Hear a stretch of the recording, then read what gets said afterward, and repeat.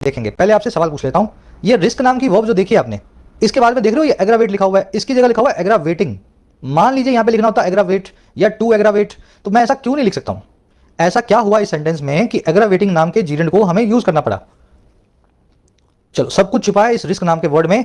इस वर्ड को देखते ही आपके कान हो जाने चाहिए खड़े, ठीक है? और खाली इस वर्ड को नहीं, ये सारे वर्ड्स, ये सारी वर्ब्स वो वर्ब्स हैं इंग्लिश के अंदर जो अपने बाद में या तो लेंगी नाउन और या लेंगी वर्ब की आईएनजी फॉर्म, अगर दूसरी कोई वर्ब आएगी तो। इन्होंने खा रखी है कसम। कौन कौन सी वर्ड्स हैं? Consider, avoid, resume, finish, enjoy, tolerate, mind, spend time, report, recent, keep on या पोस्टपोन, एडमिट, डिनाई और रिस्क। दो एडजेक्टिव्स भी हैं, वर्थ एंड बिजी, ये भी इसी तरह की कसम खा के बैठे हैं। सवाल अब आपका ये आना चाहिए, सर क्या इतनी वर्ब्स को याद किया जा सकता है क्या? देखो ऐसे है ना, 1000 वर्ब्स और भी इंग्लिश में, लेकिन ये वही वर्ब्स हैं जिन पे क्वेश्चंस बनाए जा रहे हैं एग्जाम्स में पिछले 10-20 सालों में, जब से मैं एग्जाम दे रहा हूं, जब से आप दे रहे हो। तो कहने का मतलब ये है कि ये वर्ब्स तो आपको याद कर ही लेनी है, और याद करने का एक ही तरीका है, एक बार इनको दिमाग में बिठाओ और फिर बार बार जब आर्टिकल्स में आए इनको रिवाइज करो। रट्टा मार लो एक बार, कोई बात नहीं, कोई मतलब मुश्किल नहीं है इसको रट्टा मारना भी। कंसीडर का मतलब है किसी चीज को कंसीडर करना, विचार करना। अवॉइड का मतलब है किसी चीज पे विचार ना करना, है ना? ऐसे इनके पेयर्स बनाकर इनको याद कर सकते हो।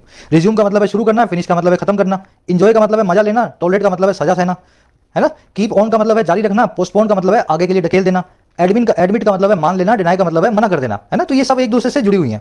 अब इन पे क्वेश्चन जो बनते हैं वो भी देख लेते हैं। Did you enjoy to watch the movie last night? क्या रात को जो मूवी देखी थी आपने उसको एंजॉय किया? अब मुझे बताओ, एंजॉय के बाद में टू वॉच लग सकता है क्या? इस रूल के हिसाब से नहीं लगेगा। तो मुझे क्या लिखना चाहिए सर? मुझे लिखना चाहिए डिड यू एंजॉय वॉचिंग, या लिख देता हूं वॉचिंग, ठीक है?